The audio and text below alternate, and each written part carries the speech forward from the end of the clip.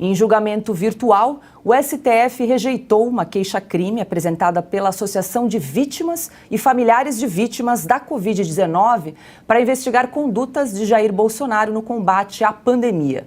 O relator, ministro Luiz Roberto Barroso, negou a ação por entender que o Ministério Público já havia adotado as medidas para apurar eventuais irregularidades do ex-presidente. Além disso, Barroso afirmou que a associação não preenche os requisitos legais para apresentar uma queixa-crime. Silvio, vamos lembrar para a nossa audiência que no início desse mês, o ministro Dias Toffoli também extinguiu 2 investigações contra Jair Bolsonaro, abertas a pedido da CPI da Covid, aquela CPI que demorou 6 meses, um relatório de 1.200 páginas que não levou a lugar nenhum. Olha, Paula, bom, de um lado, com o passar dos anos vai ficando muito claro e vai desmoronando aquela falácia de que o governo Jair Bolsonaro é um governo genocida, que não tomou as medidas necessárias e com a devida celeridade no combate à pandemia. Todo aquele teatro feito no Senado, muito bem lembrado por você aqui, da CPI, da Covid, daquele trio muito bem conhecido, Renan Calheiros, que foi aproveitar aquela CPI para tentar lavar a sua biografia suja, o seu passado de denúncias e de corrupção, Omar Aziz, também muito enrolado com a justiça, e o Randolph Rodrigues, que pegou uma carona para justamente frequentar as manchetes e os holofotes da mídia durante muito tempo. Então, com o tempo, isso vai ficando cada vez mais claro. Porém, eu não... Olha, Paulo, a segunda decisão, como você bem lembrou, nesse caso é uma queixa-crime, mas eu ainda acho que vão tentar até o limite esticar essa corda da condução na pandemia, na época da Covid, não só com esse relatório da CPI, mas com outras denúncias. Você vê que ele arquivou uma, mas tem outra, ou seja, tem uma enxurrada de denúncias, porque é este o caminho que os adversários do presidente Jair Bolsonaro na política e também no Poder Judiciário vão tentar tomar para torná-lo inelegível na próxima eleição. Então, eu não vejo essa decisão como o fim da linha para esse tema, não. E aí, Augusto, você acha que ainda tem mais coisa por vir ainda? Olha, concordo inteiramente, Paula, com o que o Silvio disse, porque está explicado ali no trecho do artigo do Zé Roberto Guzzo, grande artigo, que está nessa edição da revista Oeste. O Guzzo constata ali que o Brasil já teve todo tipo de governo, menos o governo que não termina, que é o caso... que não acaba nunca, que é o caso do governo Jair Bolsonaro. Por quê?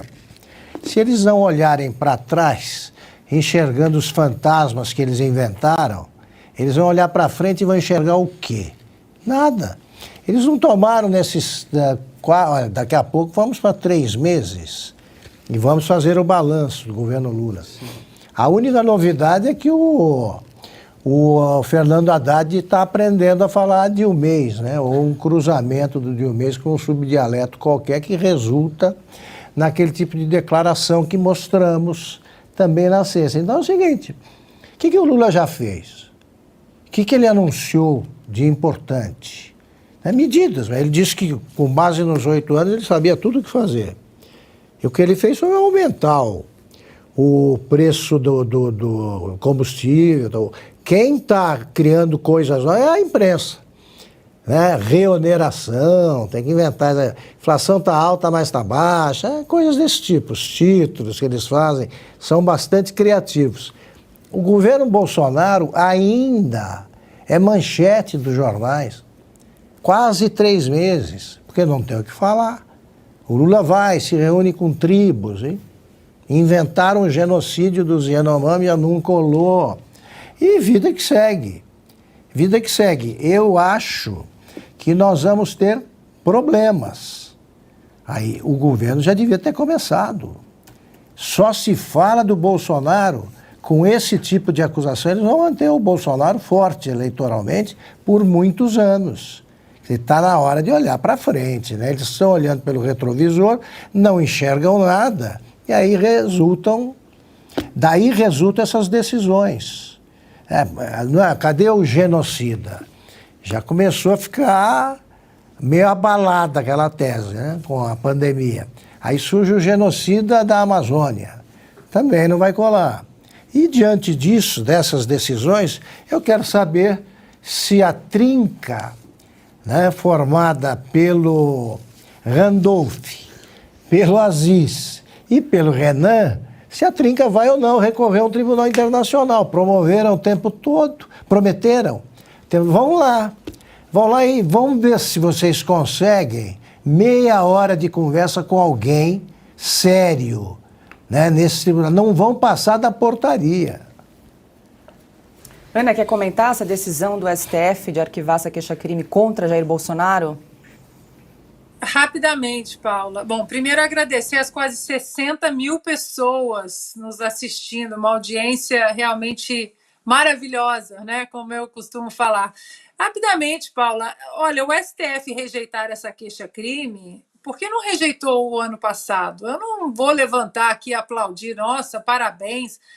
Estava tudo óbvio, mas por que não rejeitou antes da campanha eleitoral? Porque isso também foi usado na campanha do Lula de maneira desonesta. O presidente Bolsonaro foi chamado de genocida por causa da Covid durante a campanha inteira. Isso nós sabemos muito bem que não é verdade. Então, o STF agora praticamente, né, continua mostrando que usou essa CPI da Covid também de maneira política. Não precisava chegar até 13 de março de 2023 para rejeitar essa queixa-crime. Quer completar, Silvio?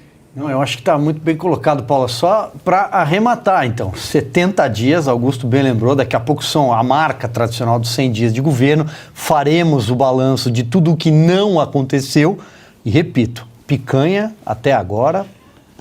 Nada.